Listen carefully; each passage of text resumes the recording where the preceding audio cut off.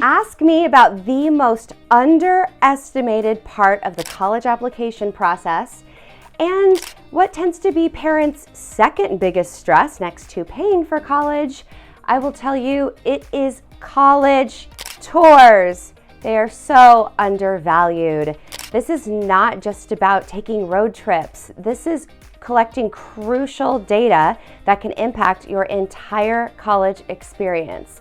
So today we are diving into my top things you need to be looking for when going on a college tour.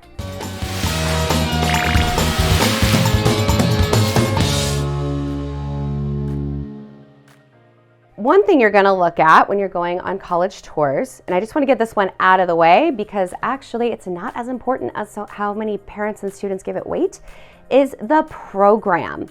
Now, a lot of parents and students will just Google like top engineering programs and they're like, yeah, I'm going to apply to that school. And it's a factor, but this is not the end all be all. Like, could you tell me how they even come up with those ratings and rankings? Because I can, and I'm going to do a different video on that. But if you understood how these ratings and rankings actually get put together, it really is kind of silly. It's like not that important at the end of the day because you're going to have to spend 4 years at this school. And if it's a place that you're not completely comfortable, or I'm going to use the word vibe today a lot because I don't know how else to explain that. You need to feel comfortable and have a good vibe. And so yes, you're going to have to consider the program, but it is not the end all be all of when you actually make a decision later. But for college tours, you can go tour the individual schools you're applying to. So for example, if you want to be a business major, when you're on a tour, you can usually go get a tour of the business school because you're going to want to see where you're at for those 4 years and see if you even like that or not, if you feel comfortable there. And if you don't, even if it's this amazing program, it probably might not be a good fit for you. So those are a couple important things to consider as you're touring schools. Another thing you're going to pay attention to when going on tours is the size of the school. What are the sizes of the school? So in college admissions terms, a small university is generally 10,000 students or less. And then a medium-sized school, I'd say, is 10 to 20,000 students. Most are kind of around that 15,000 mark. And then a large university is like at least 20,000. Usually it's like 25,000 or higher. But those are sizes when we're talking about schools. So when you're going on tours, I always recommend going to, at least when you're starting, you at least want to go to a large, a medium, and some small schools. And a lot of students will think they don't like small schools because they're like, oh, it's like 2,500 students or something. In practice, like that's actually really good fits for most students, and you have to just be on campus and see what that really looks like. You're pay attention to size. Now, I have a lot of students who, when I say size, I also want you to take in consideration not just the campus, but also the class size. And I have a lot of students, for example, like I'm in the Seattle area, and they will say, I'll say, oh, where are you looking at? And they'll say, I want a large school. They'll say, I want to go to UW. Like that's a big thing, right? University of Washington, UW. I'm like, okay, have you toured it? Like, no, but I love, the programs and the sports and the rankings, again, like, which is not accurate.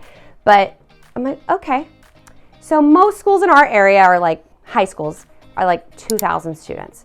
So I'll say, okay, so if you were in like a pep assembly and you were to split that in half, but that was like your English class, could you realistically pay attention to the professor, take good notes, comprehend the information, and test on it later? Oh no, I think that would be pretty hard. Like, yeah, then a large school is probably not going to be a great fit for you.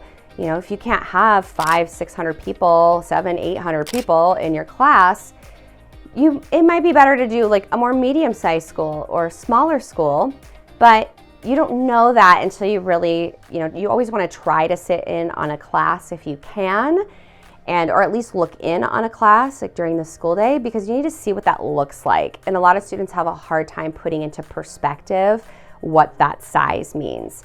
So when I say size, you're not just looking at campus size, you're looking at class size, and really seeing what those numbers look like in practice. The next thing is location. And I'm gonna start macro on this and then go more micro.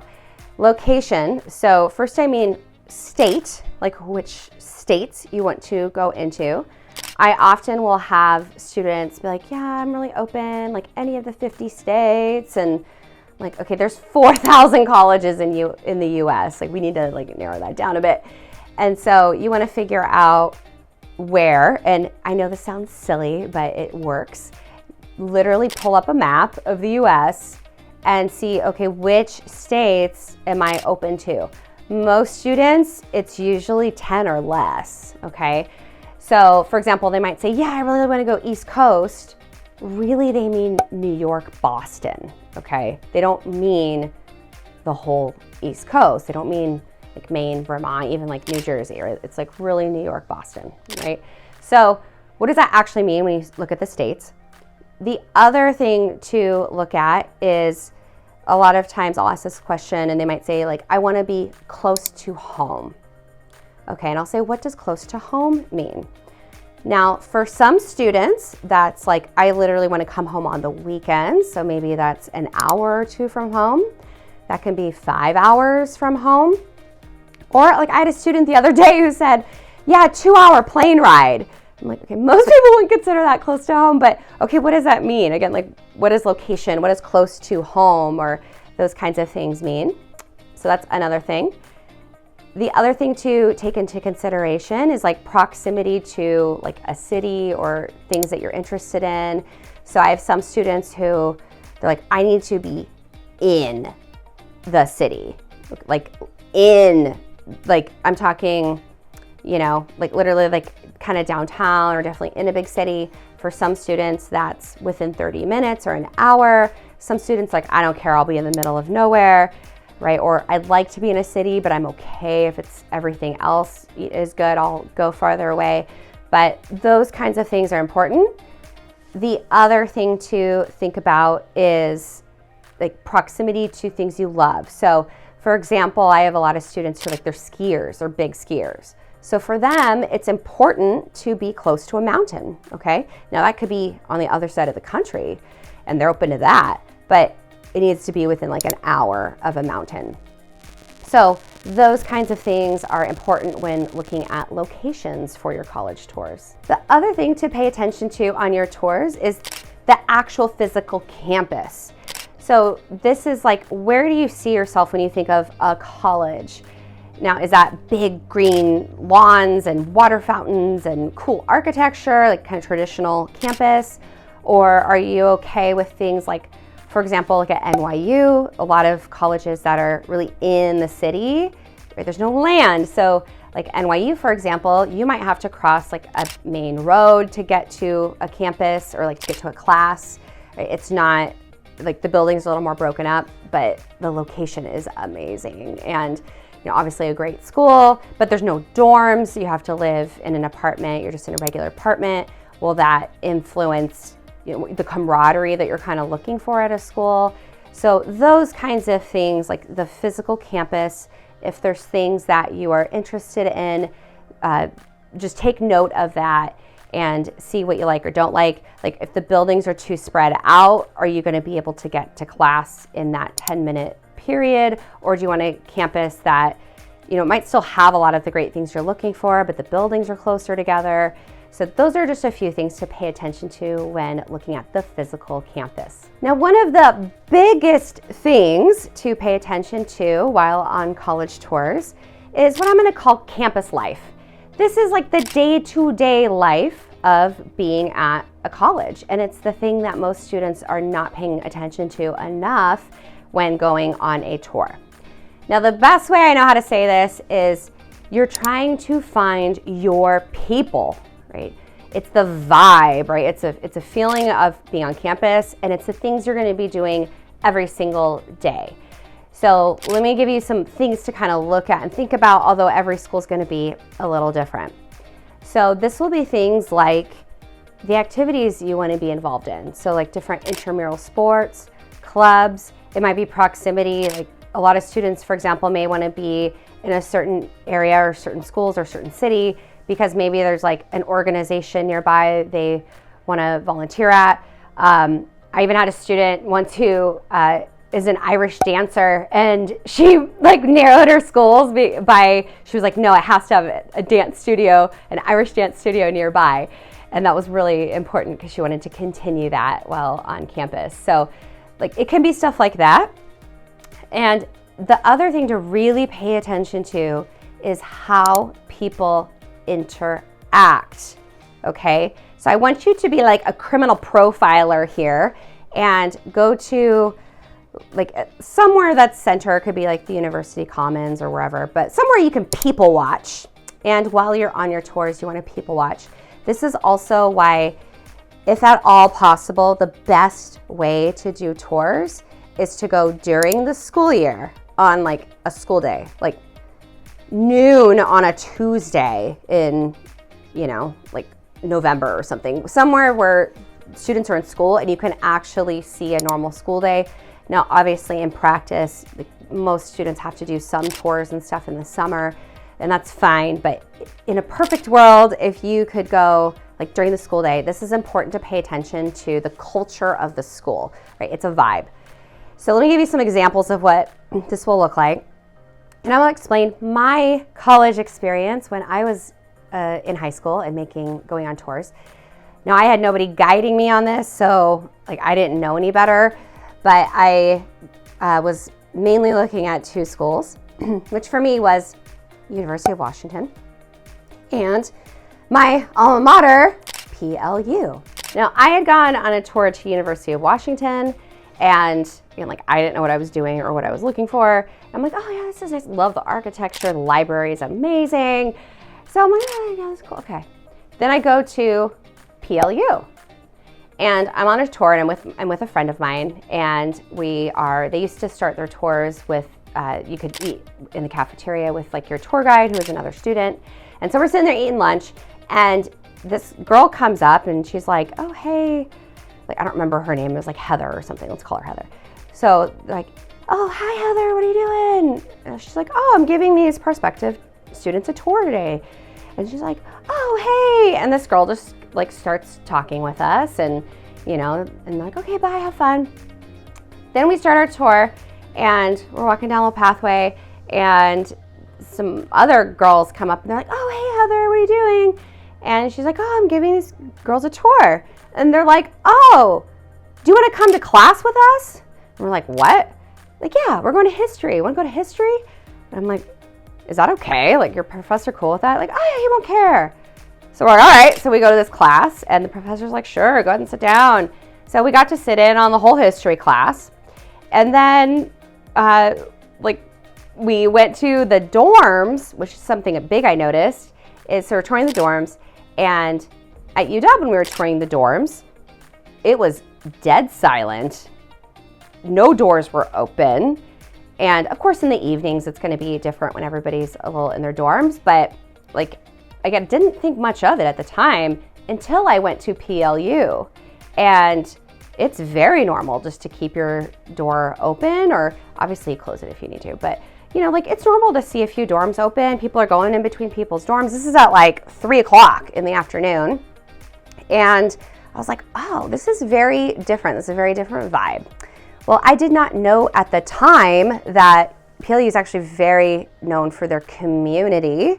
And yes, a lot of schools will say our community, but you'll see in practice that means something very different. PLU is very much about your relationships, okay?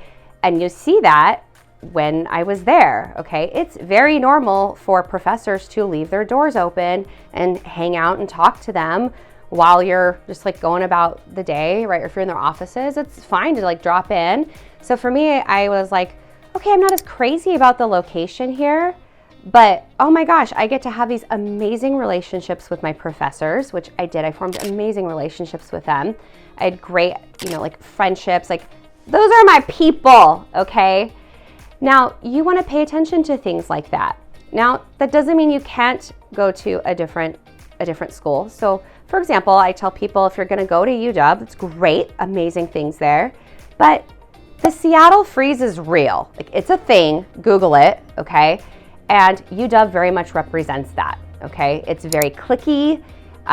If you're not naturally more outgoing, it may be difficult for you to meet people, okay? But that's okay. That's why people join like sororities and fraternities or sports or clubs or whatever at different schools, is so you can have that smaller community feeling within a larger university, okay? So like for me, I'm really outgoing, so I would have been fine like anywhere I went. I just liked the vibiness of PLU better, but I would have been fine at UW too. If you're more introverted, you're really gonna have to pay attention to that. So that's what I mean when I say really pay attention to the day-to-day life at a campus when you are there, because those are gonna be your people. It's something you wanna pay attention to and will become important, you know, for building your network later. The other thing to pay attention to on tours is the local neighborhood. So you have your campus, right? That's where you're gonna be like most of the time. But when you leave campus, what does that look like? So you're gonna wanna go a few blocks out and just like take a walk and leave that area, because you wanna see like, how does this work? Now, let me give you an example of this. Look at a school like UCLA, which has this incredible campus. It's beautiful, and you're very much in a little bubble when you're there. But you walk a few blocks off and like, not the greatest neighborhood, okay? Now, some students are like, I don't care, the campus is amazing, and like it is, you know, LA, and they have all the great access of being in the big city. I'm cool if it's not like the greatest neighborhood off, okay? Other students go on those tours and they're like, I was really uncomfortable when I left campus. I didn't quite feel safe. So maybe that's not gonna be good for you. But those kinds of things, like checking out what's in those areas, is important. Which brings me to another very, very critical point I get asked a lot, is they ask like the best way to do tours, like a self-guided tour, a virtual tour, you know, like with a tour guide, those things. You always, always, always want to try to sign up for an official tour if you can, okay? A virtual tour does not cut it. I don't even count that as a tour. Now, they're awesome if you're like researching schools, right? So all of my students will do virtual tours when we're in the research phase, just to get an idea of things. But it is so far from, you need to have feet on the ground. You need to look at the library, you know, things like that. You want to pay attention to those things that might be important to you, okay?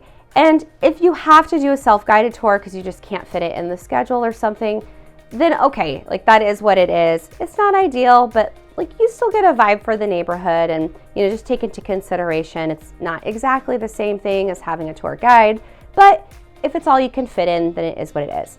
But these kinds of things of location are really, really important for you. If you want to get more information on college tours or other parts of the college application process, don't forget to like and subscribe so that you can get the latest information as I am putting it out.